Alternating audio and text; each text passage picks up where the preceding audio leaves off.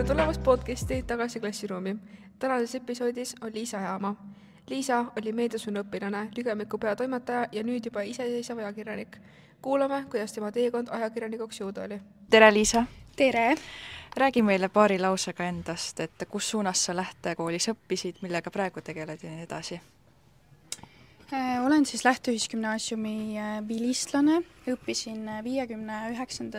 lennus meediasuunal. Pärast gümnaasiumi läksin ülikooli, õppima ajakirjandust kommunikatsiooni. Lõpetasin nüüd tegelikult möödunud suvel ja igapäevaselt töötan siis ajakirjanikuna Postimehe Eesti uudistes. Kuidas sattusid Lähtekooli meediasuunda ja mis sind sel ajal meedias paelus? Ja tegelikult Lähtel ma olen käinud ju ikkagi algusest peale, nii algklassides, põhikoolis, gümnaasiumis ja ega see nagu meediasuuna valik oli minu jaoks võrdlemisi loogiline või ega mul ka väga palju mingeid muid variante nagu laual ei olnud, et kui ma siin neid lähtesuundasid vaatasin, siis see meedia tundus lihtsalt kõige loogilisem, arvestades võib-olla kõike eelnevat. Et see teema või valdkond on mul alati huvi pakkunud ja see oli selline lihtne valik minu jaoks. Mis oli kõige olulisem oskus, mille Lähtelt kaasa said? Ülikoolis ma olen ikkagi mõelnud hästi palju tagasi sellele, et mul on hullult hea meel, et me saime teha siin Lügevisiooni, et me saime siin teha Lügemikut, tegelikult meie lend ju ka puhus uuesti elu sisse sellele Lügemikule. Ja mul on hullult hea meel, et see on jäänud püsima. Ja ülikoolis ka see oli tore, et ma olin juba tolleks hetkeks kirjutanud, ma ei tea, uudiseid, ma natukene teadsin, milline see uudise struktuur peab välja nägema, ma ei tea, mis on ajakirjaniku eetikakoodeks, mis töötab pressinõukogu, kõike selliseid asju, see ei olnud minu jaoks võõras. Ja ma arvan, et see oligi hästi väärtuslik oskus, et kui ma vaatasin võib-olla kõrvalt kursakaid, siis hästi palju oli segaduses nägusid, kui räägiti, ma ei tea, uudise kirjutamisest, aga mina juba teadsin, et okei, et Lügemikus me oleme seda teinud ja et oli tuttav. Kas sa olid Lügemikus ainult ajakirjanik või sa olid peatoimetaja ka? Ma olin peatoimetaja ka tegelikult. Kuidas oli olla siis peatoimetaja? Ma arvan, et meil sujus koostöö väga hästi või ma ei tundnud, et mina oleks nüüd hullult peatoimetaja olnud ja teised siin reporterid, et me ikkagi olime nagu üks tiim ja me tegime kõike võrdselt, me arvestasime üksteisega, et meil sujus see koostöö ja jällegi enne meid tegelikult väga pikalt Lügemikka ei ilmunud, et nüüd vist on regulaarselt ikkagi käima saadud see ja tore, kui saime oma panuse natuke sellesse anda. Milline on su eredam hetk Lähtekoolist, et äkki oma klassiga või paralleeliga? Kõige eredam hetk, ma arvan, jääb ikkagi sellesse aastasse, mil meie õpetaja Ilona Võik võitis aasta klassijuhataja tiitli. Ma olen sellele hetkel hästi palju ka tegelikult tagasi mõelnud ja loomulikult mul ei lähe meelest see kõne, mis ma sain Haridus- ja Teadusministeeriumilt, kus siis öeldi, et teie õpetaja on nüüd riigi kõige parem, on ju, ja selle tiitli võitnud, et see oli kindlasti väga emotsionaalne hetk, väga ilus hetk ja nagu oluline ikkagi kõigi meie jaoks. Ja ma mäletan seda, et ma helistasin ka ise kohe pärast selle kõne saamist oma klassivend Kevinile, kellele ma ütlesin, nii, nüüd sa lähed teise tuppa, istud maha ja ei ütle mitte kellelegi, mis sa nüüd mult kuuled. Ja ma mäletan, et minul ikkagi nagu pisarad õnnest voolasid ja ka Kevin oli väga õnnelik. Ja nii me seda saladust ikkagi kuu aega kandsime, et ega kellelegi öelda ei tohtinud. Ja ma mäletan seda, et ka tundides teiste õpetajatega tuli hästi palju jutuks aastaõpetaja gala ja siis me ütlesime, et vaadake ikka Eesti Televisiooni sellel päeval, et äkki meil läheb hästi ja ise me samal ajal tegelikult teadsimegi, et see auhind on olemas, aga see on kindlasti meelde jäänud, et Ilona Võik ongi riigi parim. Liisa, kuulame nüüd, milliste meenutustega jagab eesti keele õpetaja Ilona Võik oma mälestusi sinust.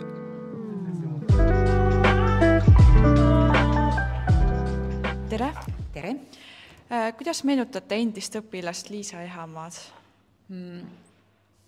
Liisat ma tunnen tegelikult juba lasteaiast peale, sest et ta käis minu pojaga samas rühmas, aga esimeses klassis nad sattusid eri klassidesse, see tähendab, et paralleelid olid erinevad ja siis Liisat ma hakkasin õpetama alles 10. klassis, ma sain talle klassijuhatajaks ja kui nüüd, mis see küsimus oli, ütle uuesti palun. Kuidas meenutate endist õpilast Liisa Ehamaad?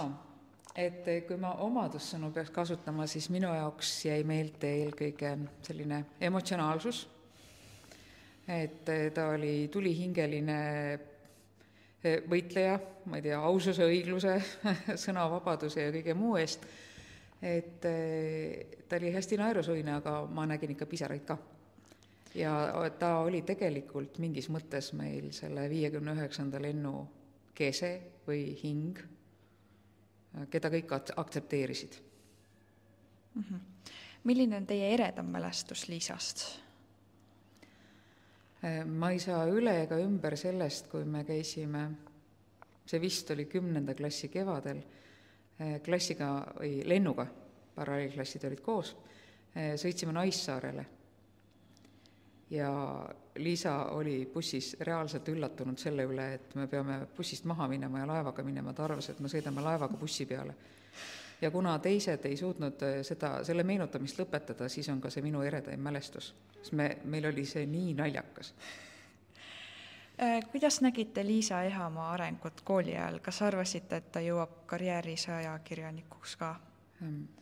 Arvasin küll, sest see, mida ta tegi koolilehes, andis märku sellest, et tegemist on tulevase ajakirjandust õppima mineva õpilasega. See, kuidas ta võitles, ma mäletan, et kunagi koolilehes tekkis situatsioon, kus justkui tsensuur hiilis ligi ja Liisa võitles viimase veretilgani selle eest, et seda ei oleks. Et usun küll, jaa, aga muidu ta arenes nii nagu üks tubli õpilane ikka, sest temal olid alati asjad tehtud ja õpitud ja aitas teisi ka. Aga aitäh teile! Milline oli sinu tee Postimeheni? Kas see oli su eesmärk juba alguses peale või juhtus see täiesti ootamatult? Tegelikult sellega oli niimoodi, et ülikoolis käies esimesel aastal on tudengitel võimalik minna praktikale vabatahtlikult ja siis ma käisin Rahvusringhäälingus ja ma olin raadios praktikal ja teisel aastal on siis kohustuslik minna ja teise aasta lõpu eel, mil see praktikaaeg hakkab lähenema, ma mõtlesin, et okei, et ma tegelikult raadios käisin, aga et tahaks proovida siis trükimeediat, et ma tunnen, et see on nagu alati mulle huvi pakkunud ja sobinud ja tegelikult ega ta nii läkski, et ma kandideerisin Postimehesse praktikale. Võib-olla see oli nüüd tagantjärgi võib-olla liiga julge ettevõtmine, et ega ma mujale ei kandideerinud ja ma nagu kõik võimalused panin sinna ühte korvi, et nii, nüüd ma tahan sinna minna ja õnneks kõik sujus, et käisin vestlusel, tegin proovitöid ja nii ma sinna sattusin, et 3 kuud olin siis Eesti Uudistes praktikal ja pärast seda olen siis püsivalt jäänud ja nüüd töötan ajakirjanikuna, aga ootamatu selles mõttes mitte, et ma ikkagi olen alati tahtnud ajakirjanikuks saada, ajakirjanikuna töötada ja jällegi, et see samm oli pigem selline loogiline ja jah, et üks hetk niikuinii ju tegelikult oleks tahtnud päriselt ka proovida ja kõiki neid ülikooli teadmisi siis proovile panna. Aga miks sa ei valinud seda raadiot, kui sa käisid seal praktikal? Kas seal oli mingi asi, mis ei meeldinud või? Meeldis küll. Ma olin praktikal Tartus ja ma tunnen, et ma sain ikkagi väga hea põhja, a la selles, et et otsida uudiseteemasid, on ju. Aga ma tunnen, et mind väsitas natukene see Tartu uudiste kirjutamine ära ja ma tahtsin sellist laiemat valdkonda ja noh, raadio puhul muidugi see oli väga väärtuslik kogemus, tore ja huvitav, aga noh, see, mis ma ka enne ütlesin, et kuidagi trükimeedia on alati mind paelunud ja ma tunnen, et minu puhul on see pole kõige parem selline väljendusviis, kus ma tõesti tunnen ennast hästi, et noh, loomulikult ei saa ju välistada, et äkki ma olen kunagi raadios tagasi või lähen hoopis telesse, aga trükimeedia praegu ikkagi pakub kõike seda, mis on hea. Kas sul on mõni uudis, mis on põnev ja meelde jäänud? Kas oleksid nõus mingit jagama? Ma arvan, et üks meelde jääb tegelikult nüüd sellesse suvesse. Kuidagi on juhtunud niimoodi, et 2 suve, mis ma siis olen ka Postimehes olnud, et iga suvi tuleb mul teha liikluseksperimenti. Ja praktikal olles tegin ka päris mitmepäevast eksperimenti, noh, Tallinna tänavad olid kõik üles kaevatud ja siis hakkasin läbima mingisuguseid vahemaid erinevate, ma ei tea, sõiduvahenditega ja noh, teisel suvel enam ei saanud ju sarnast asja teha ja ma mäletan, et minu ülemus, Eesti uudiste juhataja kirjutas mulle, et kuule, kas sa oleksid nõus tegema sellel suvel ka eksperimenti. Ja ma ei ole eriti selline inimene, kes armastaks jubedalt ekstreemsusi, ma tahan rahulikult oma asja teha ja siis ma mäletan, ma ütlesin talle, et okei, ma olen nõus, aga ma ei ole nõus kuskilt alla hüppama, kuskilt rippuma, ma ei taha sukelduda, et kui kõik need asjad nagu välja jätta, siis teeme ära. Ja siis ta mõtles tükk aega ja siis ta kirjutas mulle, et kuuma õhupalli sõit, küsimärk.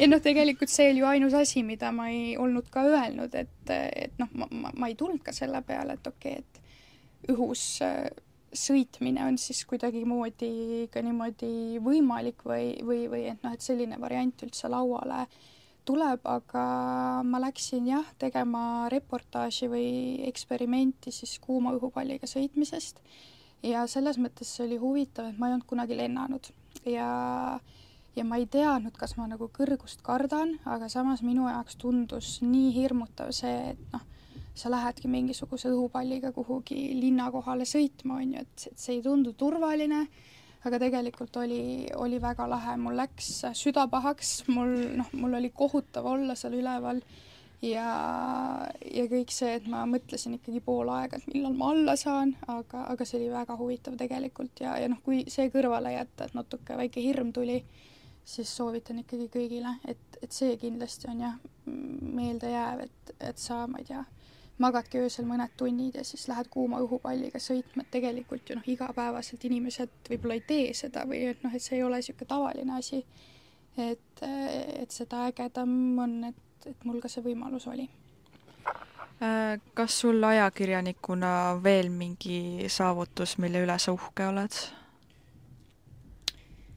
Ma tunnen, et minu aeg on veel ees, et ma ei ole nii kaua nagu töötanud sellel erialal, et võib-olla nüüd hullult mingisuguseid auhindu koju tuua või midagi sellist, aga minu jaoks kindlasti on nagu töövõidud või saavutused need, kui ma näringi läbi, ma ei tea, mingist väga keerulisest teemast, millega ma ei ole varem kokku puutunud või ka nagu saavutus minu jaoks on see, kui sa teed loo ära ja allikad tulevad ütlema, et midagi muutus või nagu midagi läks positiivsemaks või lihtsalt ka tänavad selle eest, et sa neid ära kuulasid või ka oma tööd tegid, et nende puhul ma ikkagi olen mõelnud, et võiks ju minna nende saavutuste alla. Aga mis on sinu jaoks need raskemad teemad, millest kirjutada?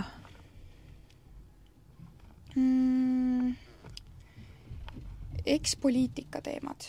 Ma usun, et on ikkagi keerulisemad, aga ma tunnen, et siin nüüd aja jooksul me oleme juba leidnud omavahel selle teemaga mingisuguse ühisosa, et see on ühest küljest keeruline, sest asjad tegelikult muutuvad hästi kiiresti, et noh, valitsused lagunevad, valitsused taasühinevad, on ju, poliitikud astuvad ühest erakonnast teise, liituvad, ma ei tea, mõne kolmanda, neljandaga, et see valdkond on pidevas muutumises ja sa ikkagi pead väga täpselt teadma mingisuguseid nüansse, aga jah, ma kuidagi olen ka nüüd sattunud kirjutama poliitika teemadest päris palju, et eks see vajab veel harjutamist muidugi ja harjumist, aga jah, et selle teemaga on selline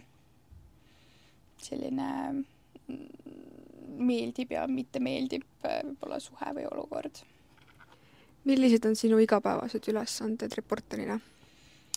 Noh, muidugi ongi see, et ma ei tea, tegelen erinevate teemadega, on ju, mõned on sellised kiiremad teemad, mis, ma ei tea, ala saad lõunal kunagi kätte, õhtuks juba on valmis, läheb homsesse lehte, aga päris palju on ka selliseid pikemaid teemasid ja noh, ongi, et sa teed väga palju mingit taustatööd, intervjueerid, otsid allikaid, suhtled nendega, kirjutad kokku ja noh, sinna vahele tegelikult jääb ka koostöö, ma ei tea, toimetajatega, fotograafidega, üleüldse noh, ma ei tea, loo kirjutamisest selle avaldumiseni on väga palju erinevaid mingeid etappe, mis tuleb ära teha, aga jah, noh, need, mis ma nimetasin, on sellised tavapärased.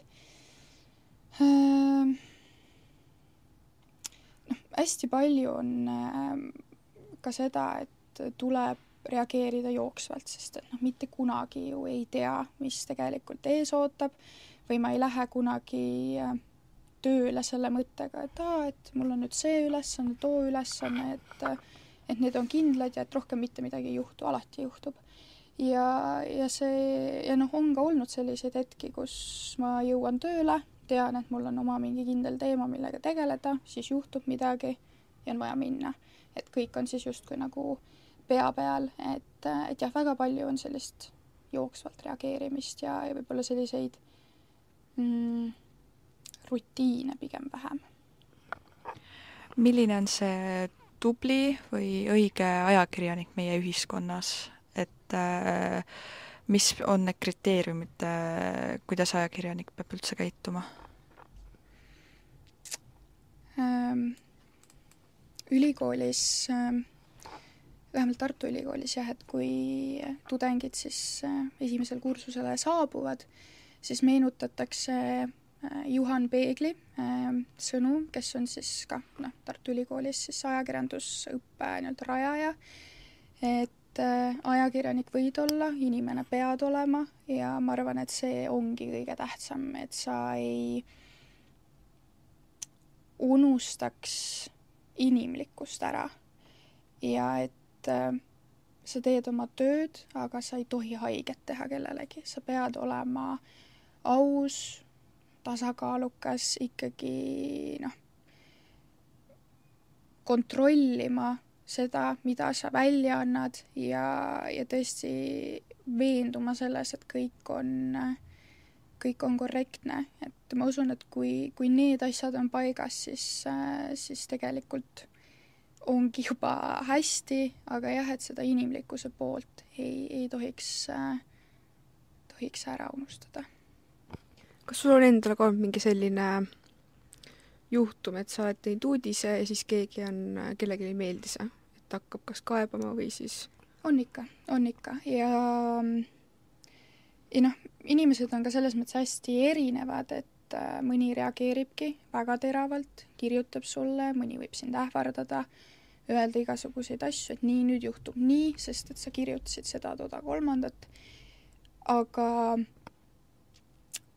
see paks nahk tuleb ikkagi ajaga ja loomulikult need olukorrad on alguses eriti hirmsad, mul on olnud neid hetki päris palju, kus ma ei tea, helistan emale ja ütlen, et appi, et ma ei suuda, et kuidas ma nagu elan sellised asjad üle või et noh, see on kuidagi selline ebameeldiv, aga jällegi, eks see tuleb ajaga ja noh, see on paratamatus, et sa võid ju kirjutada ükskõik mida, aga on alati keegi, kellele ei meeldi ja noh, siinkohal jällegi tegelikult selle eelmise küsimuse juurde tagasi tulles, et vahet ei ole, kui kellelegi ei meeldi, kui sa tead, et sa oled ikkagi kontrollinud, teinud oma tööd 100% ja veendunud selles, mis info sa välja annad, et siis on kuidagi lihtsam neid asju üle elada.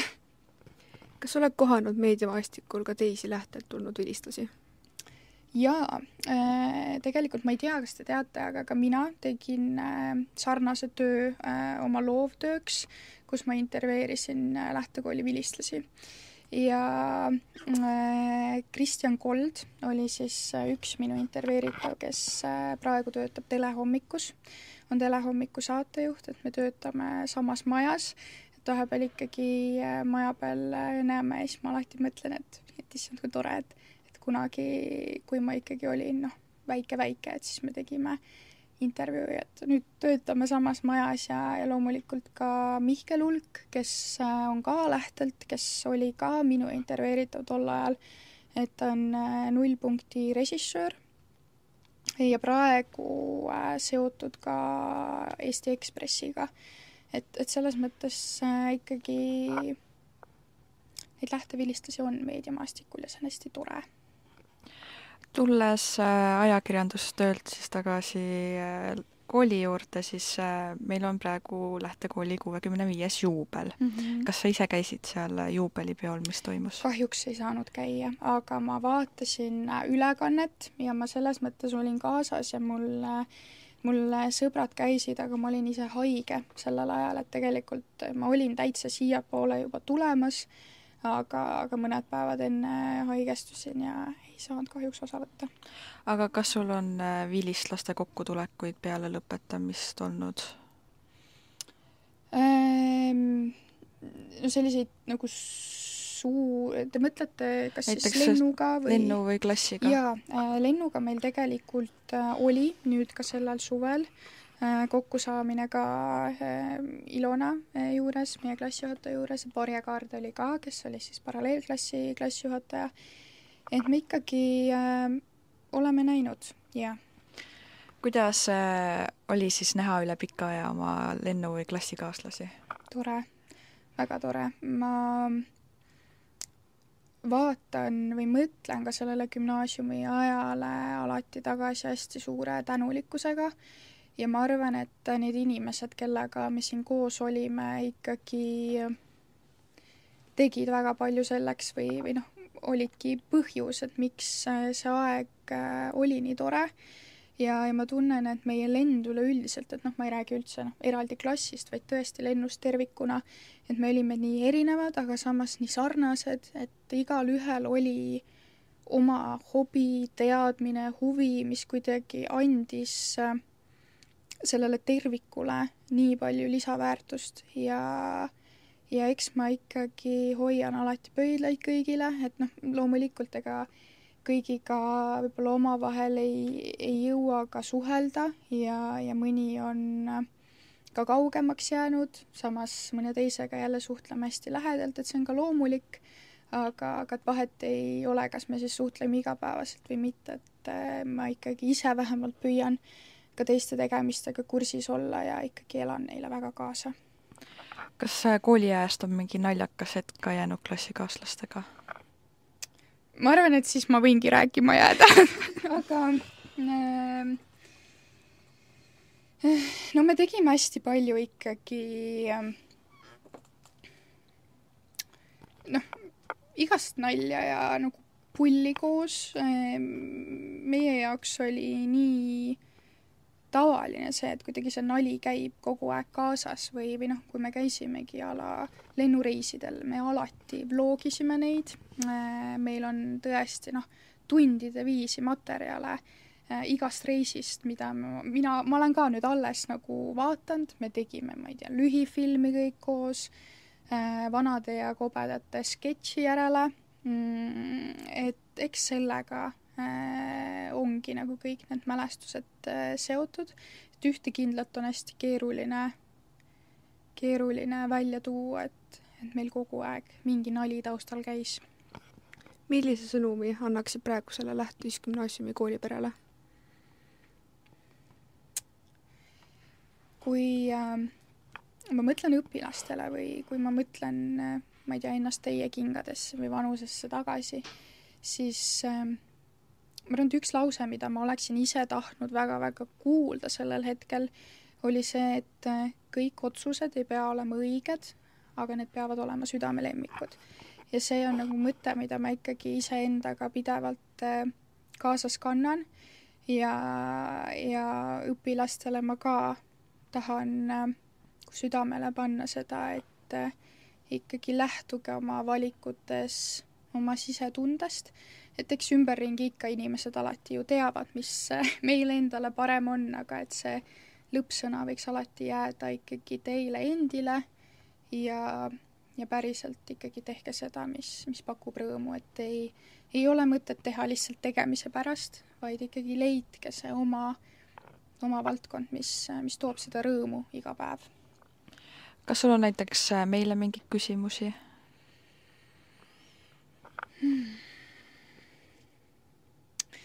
Võib-olla nagu lähtekohta või niimoodi üleüldiselt? Üleüldiselt, jah. Ma arvan see, et nagu kuidas ka teie seda meediasuunda näete või et mis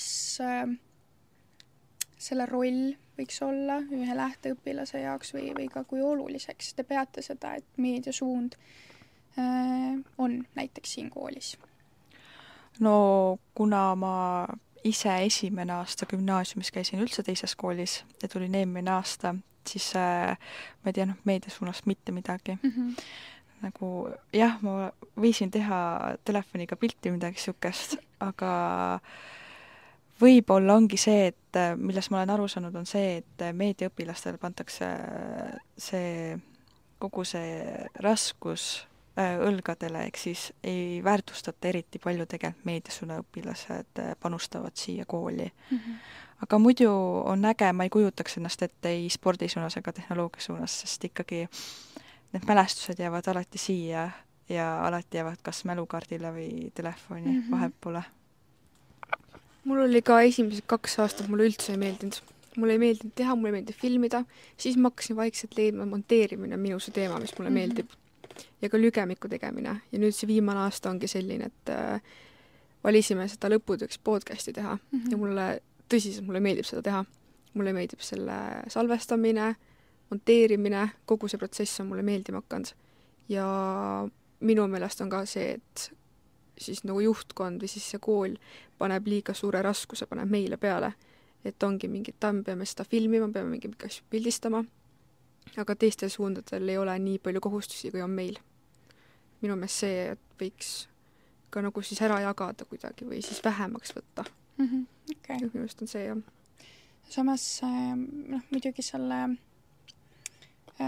oma võib-olla niši leidmisega, nagu sa ka ütlesid, et sulle see monteerimine meeldib, et eks sellega ongi see, et mina soovitan hästi palju katsetada ja proovida ja kui ma ka jälle mõtlen enda gümnaasiumi ajale tagasi, siis ega minule ka ei meeldinud kõike teha ja olid mingisugused asjad, mille puhul ma tundsin, et okei, nendes ma olen tugevam, nendes natukene nõrgem, aga siis oligi jällegi see, et meil kujunes välja selline oma grupp, igaüks leidis oma ülesande, igaüks sai teha seda, millest oli tugev ja see tuli ka muidugi jälle sellise katsetamise, proovimise käigus, et ma soovitan ka õpilastel üleüldiselt võib-olla mitte ise ootama jääda, ma ei tea, mingisuguseid sündmusi või et näed, nüüd saab seda kajastada või tõesti olla ikkagi loov ala, tehagi oma, ma ei tea, lühifilm, podcast, mis iganes,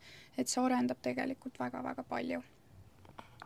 Aga aitäh sulle, Liisa, et olid ja edu edaspidiseks. Aitäh! Järgmise episoodi külaliseks on tehnoloogiasuuna vilistlane Patrick Huma, kes jagab oma teekonda sellest, kuidas tehnoloogia huvilisest õpilasest sai jalgpallitreener. ta räägib treeneritöö väljakutsetest ja sellest, mis inspireerib teda seda teed valima. Aitäh kuulamast ning kohtume juba järgmises episoodis.